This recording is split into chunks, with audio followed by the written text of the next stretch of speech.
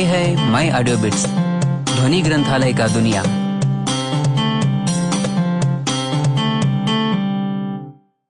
माई audio bits प्रस्तुत करता है कथा संकलन एक कटिंग चाय, जिसके लेखक है अभिषेक शर्मा, वक्त्री प्रियंका मित्रा।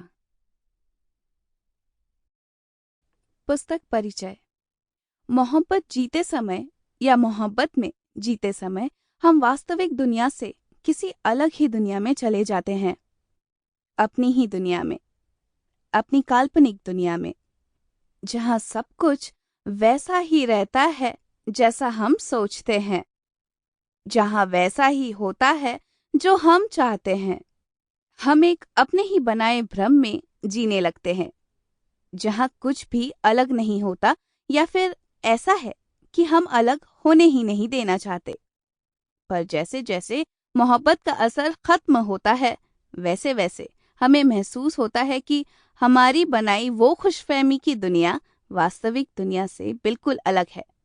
और जैसे जैसे इन बातों का पता चलता है और हमारा भ्रम धीरे धीरे टूटने लगता है। इसी काल्पनिक दुनिया से वास्तविक दुनिया में आने के सफर की कहानी है ये एक कटिंग चाय।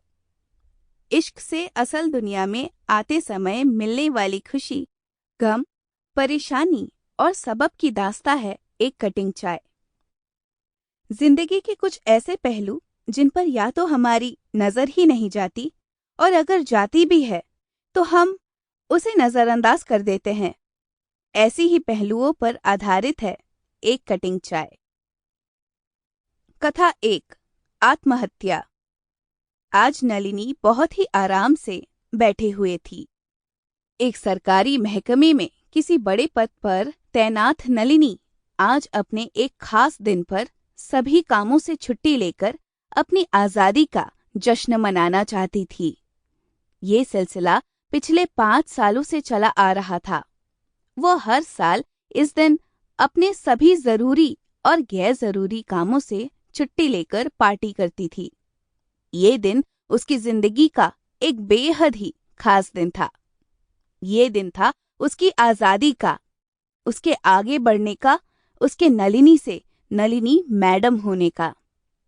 दरअसल आज के ही दिन वो एक कमजोर से रिश्ते पर पड़ी झूठी कहानी, झूठे आवरण के सारे परतों को हटाकर उसने गौरव से तलाक ले लिया था। गौरव जिससे उसकी शादी हुई थी। गौरव वो इंसान जिसके साथ उसने 7 जन्मों तक साथ निभाने का वादा किया था, पर इसी जन्म में उसका साथ नहीं संभाल पाई। नलिनी को इस बात का कभी दुख ही नहीं हुआ। उसे तो लगता था जैसे उसने अपनी जिंदगी के चंद साल गौरव के साथ यूं ही बर्बाद कर दिया हो। दोनों की अरेंज्ड मैरिज थी।